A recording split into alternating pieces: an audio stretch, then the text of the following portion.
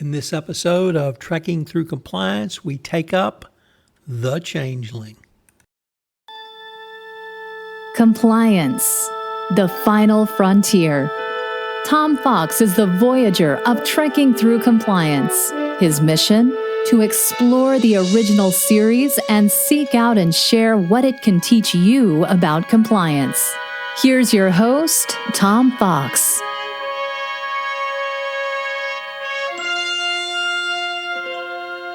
This episode occurs on Star Trek, the original series, and it involves a distress call that the USS Enterprise receives. Upon its arrival at the distress call site, Spock reports that there are no life readings on the planet, despite otherwise normal recent communications. The ship's shields are suddenly activated when a meter-long cylindrical object attacks with a powerful energy bolt. Kirk orders return fires, but his weapons are ineffective. Following several more attacks and on the verge of destruction, Kirk hails the object, and after several back and forth, the object identifies itself as Nomad and refers to Captain Kirk as the Creator. Spock reports that Nomad space probe was launched from Earth during the 21st century, and its mission was to explore the galaxy and seek out new life, but it had been reported destroyed. The current Nomad has mistaken Kirk for Dr. Jackson Roy Kirk, the scientist who programmed and created the original probe.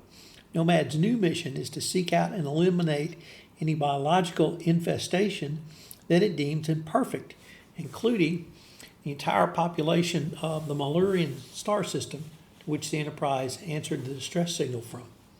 Nomad states that any attempt to destroy the Enterprise is not necessary because the Creator, i.e. Jackson Roy Kirk, was aboard. They bring Nomad aboard the ship, and it kills several crew members. And Kirk is discovered to be not Jackson Roy Kirk, but Captain James T. Kirk. And Nomad reevaluates its mission and begins to think that perhaps the Enterprise is full of biological infestations that also need to be eliminated.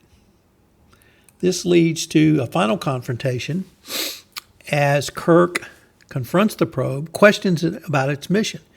When Nomad declares that its directive is to sterilize imperfection and allows no exception, Kirk points out that Nomad itself is imperfect, as it has made 3 mistakes. It has mistaken Captain Kirk for Jackson Roy Kirk, it has not discovered its error, and it has not sterilized itself as imperfect. Nomad begins to analyze the implications of Kirk's statements, a process that causes notable stress to Nomad's systems.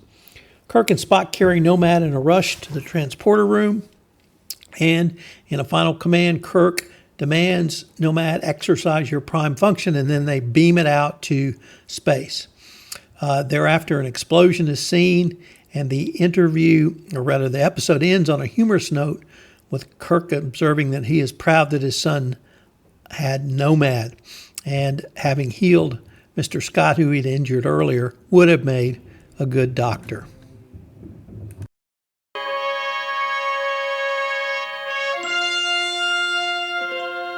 This episode had several humorous and indeed famous scenes in it, and perhaps the most famous is where Uhura speaks Swahili. This is one of the few times, if at all, where she speaks Swahili in Star Trek, the original series, and according to Uhura, she got into a dispute with the director over this. Nichols believed that after her mind was erased by Nomad, Uhura would revert to her first language.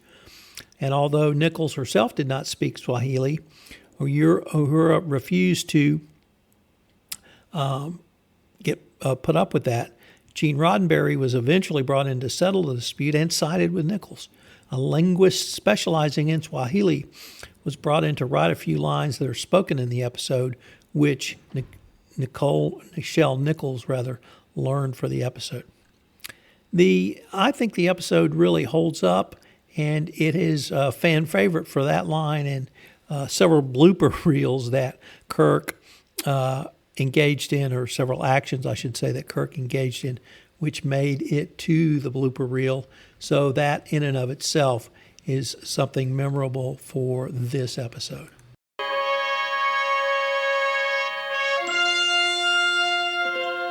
I'd like to conclude by looking at some of the leadership lessons from this episode. First, lead with empathy and lead with emotional intelligence.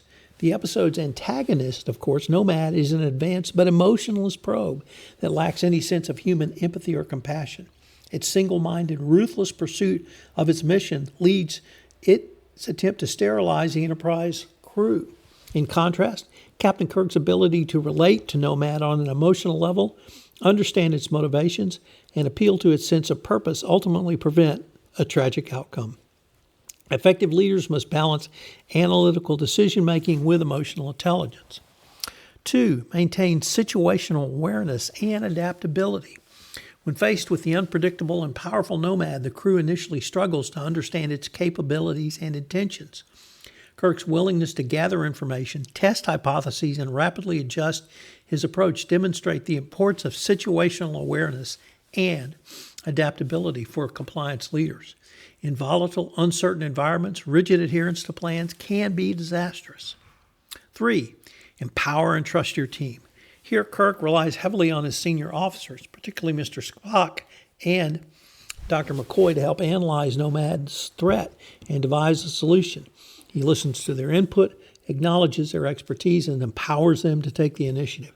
Effective leadership involves building a capable, collaborative team and trusting them to execute. Number 4, lead by example and accountability.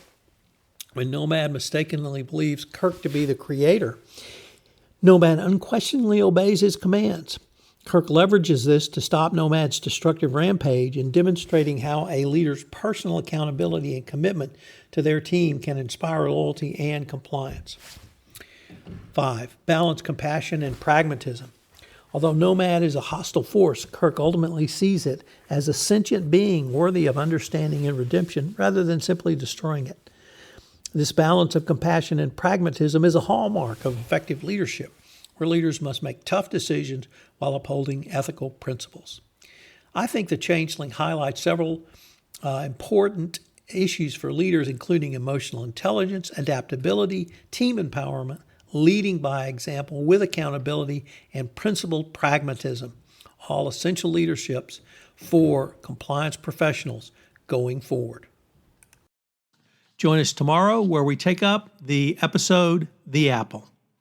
If you enjoyed this episode of Trekking Through Compliance, you can help it grow by sharing it with the biggest Trek fan you know.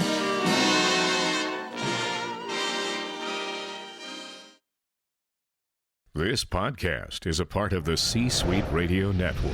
For more top business podcasts, visit c-suiteradio.com.